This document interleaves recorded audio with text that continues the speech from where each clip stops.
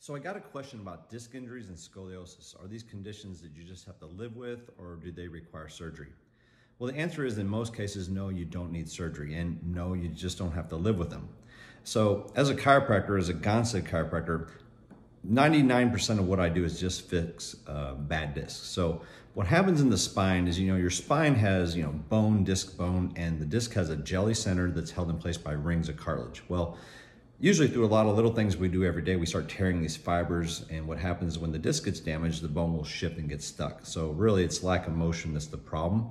But what happens is when a disc is damaged and the joint gets stuck, over about the process of about 30 years, that disc will thin till it's pretty much gone, and the bones will look like they're trying to fuse together. And that's a condition called degenerative joint disease, but it's really not a disease. It's just a process of the body eliminating a joint it doesn't think it has a need for. We can stop that process, but those discs don't grow back, okay? So when people come to me with most problems, what I'm finding are just simply bad discs, because the disc job is to hold those segments together so that it can protect the nerves. But when the nerve is irritated, that's when you get symptoms, because the nerves, via the nervous system, control every single cell, tissue, and organ in our bodies. So when you have a bad disc, a bad disc is a soft tissue. And unfortunately, soft tissue never heals to 100%. A broken bone will, but a soft tissue won't. So in most cases, I can get somebody to where the pain's gone, they feel great again. But the problem is, if they think they never have to come back and monitor and manage that problem, they're going to be back in pain at some point. Because it's just like saying, hey, you can go brush your teeth once and never do it again, and your teeth are going to be fine. Well, we all know that that wouldn't be true. So with a bad disc, when even if you get amazing results and everything's completely gone, if you don't come back for periodic checkups and maintenance, that disc will weaken again, and your symptoms can come back, or other things can come back. So, so that's the deal with the bad disc, is that you just have to fix it and maintain it. But it doesn't mean you have to live with it as far as the pain's concerned, but you do have to live with your condition. It's kind of like diabetes. If you manage your diabetes really well, it may never cause you problems, but if you don't, yeah, it can cause a whole lot of catastrophic health events and eventually cost you your life. When it comes to scoliosis, don't be afraid of the curves, okay? I always tell my patients, there's more crooked trees in the forest than there are straight. You can have a very healthy crooked spine and a very unhealthy straight spine.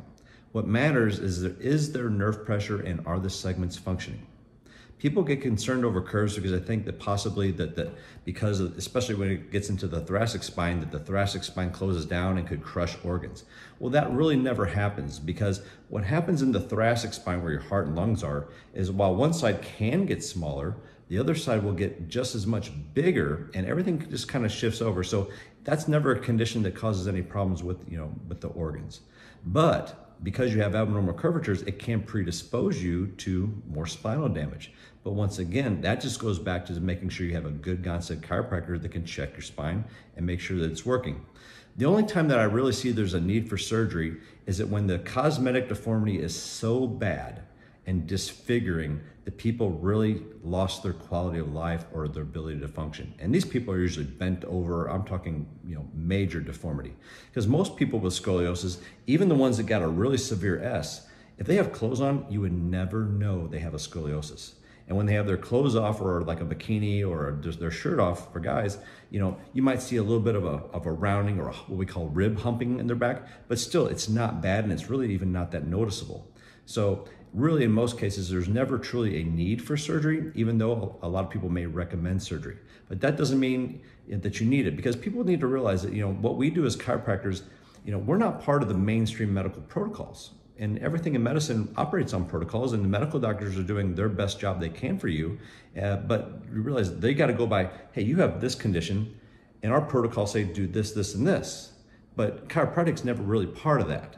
So, they're going to do the best they can for you, but just know that because they recommend this, this, or that, doesn't mean that's the only option, or sometimes even the best option. So, Gonstead chiropractic is conservative, extremely safe, and usually the best option for most spinal conditions. So please check into that first, but just know that if you have a curvature in your spine or a disc herniation on MRI, that it's not something you necessarily have to live with. You have to manage it, but it's nothing that's going to necessarily plague you the rest of your life if you get the right care. Okay, I hope that answered your question. Thanks a lot.